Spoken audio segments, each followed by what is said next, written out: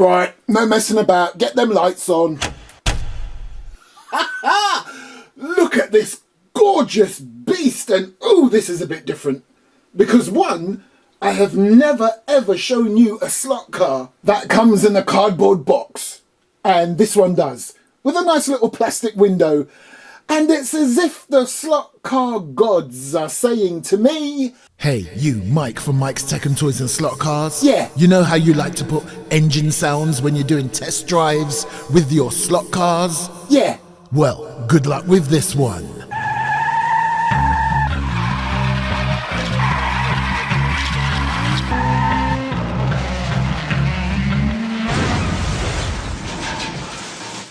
haha, welcome back to the channel everybody. As if you haven't worked it out already, this is the Scalextric Formula E Mahindra Racing.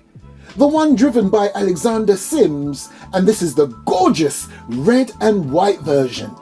Now, usually when I come back from the intro, which is new by the way, the car would have been out of the box or out of the case. I'm keeping it in this one for just 30 seconds more because I've never seen one like this before, as in the casing, as in the cardboard box. So quick look around the box. There you go. Actually, no, tell a lie. I've got a couple of highly resistant Scalextric cars, you know, the more beginner type ones, and they came in boxes, but I never unboxed those on camera. This is a first. Right, get it out the box. Now, I'm not going to lie. I think this looks beautiful. It looks very futuristic. And to tell you the truth, it's not a million miles away from a Formula One car, as in that sort of modern sort of shape with the halo and everything. However, as much as I love the look of this, I don't like the sound of the real version.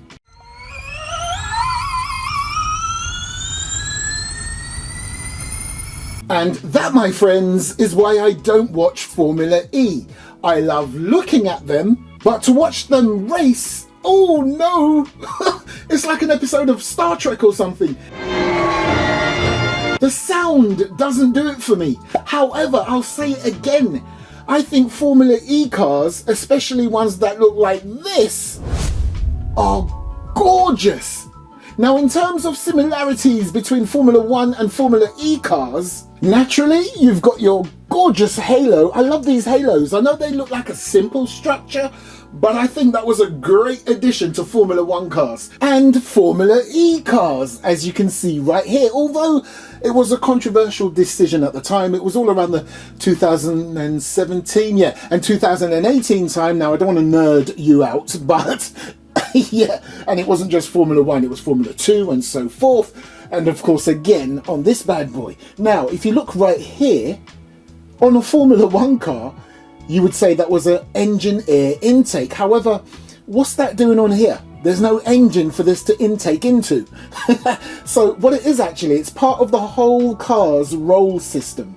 So if in the unfortunate situation where this car rolls over, the driver's helmet, or should I say head, is protected. Because look, see that? Look at the clearance between the driver's helmet and the racetrack. Now you may think, well, doesn't the halo do that job? Again, listen, there's regulations in place and there has to be a certain distance between the driver's helmet and the racetrack. And I love that Scalextric has kept everything faithful to the real edition. Now, less of the nerdy stuff, let's concentrate on the design, the faithful design. Loving how this has all been done and the absolute intricate detail on the livery. I mean, look at that. That literally says Action Road Safety, just like on the real thing, but it's tiny on this.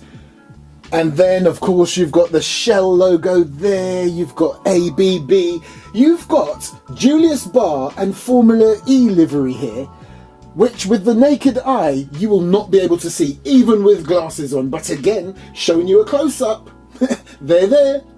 Who am I to push my bad eyesight onto other people? Maybe you can see it with the naked eye, but I can't.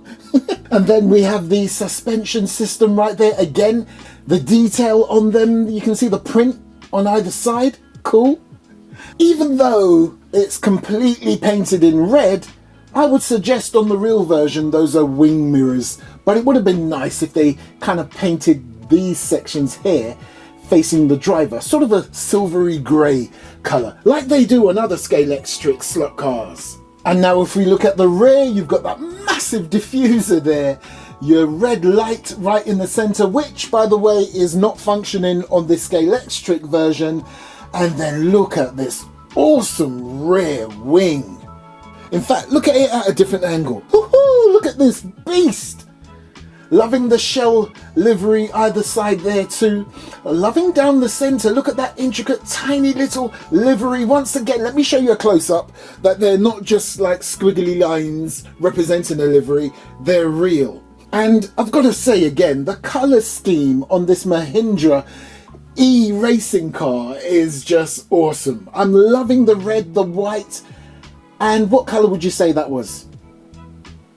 The basic me will just say blue, but that's probably...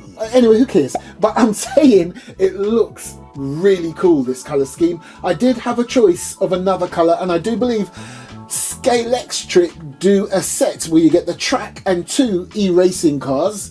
I opted to buy this separate as a car on its own. However, could a car like this take a digital chip? Absolutely it can, right there, if you want to run it as a digital car. So you have, let me see, yep, you got your basics there. You also have that very cool cutout that Scalextric loves to do on certain vehicles. It's got an inline motor, good. I was hoping it was going to do that because, to be honest, I couldn't see how they could ever put a sidewinding one on there. So yeah, inline motor, good.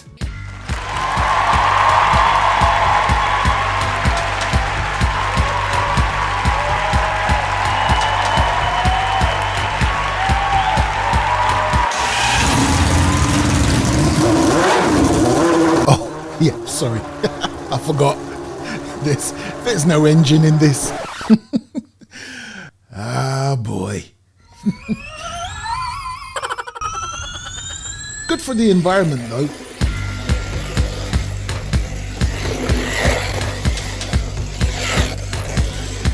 I can't lie. The Scalextric slot car on the track sounds better than a real-life Formula E car.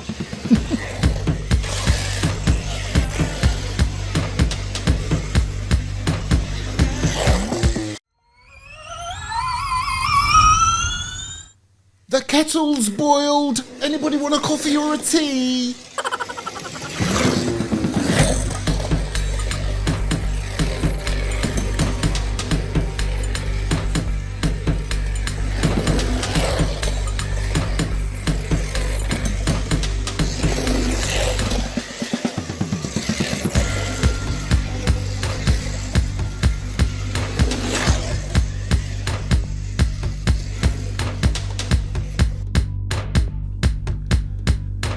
And there you go, people. This is the Scalextric Formula E Mahindra Racing Alexander Sims, the red and white version.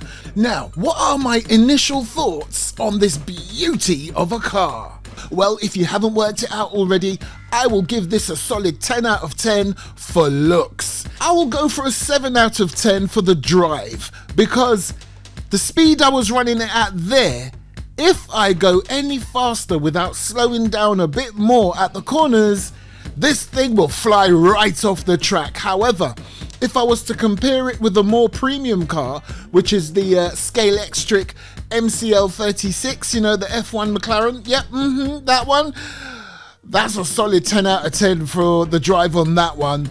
There's no competition between the two. However, to be fair, this Formula E car is a cheaper car to buy than the Formula 1 MCL36, okay? So I'm not trying to compare apples and pears here, but it's just so funny that in the real world, the Formula 1 car is faster than a Formula E car, and it's the same thing in the Scalextric slot car world. How ironic.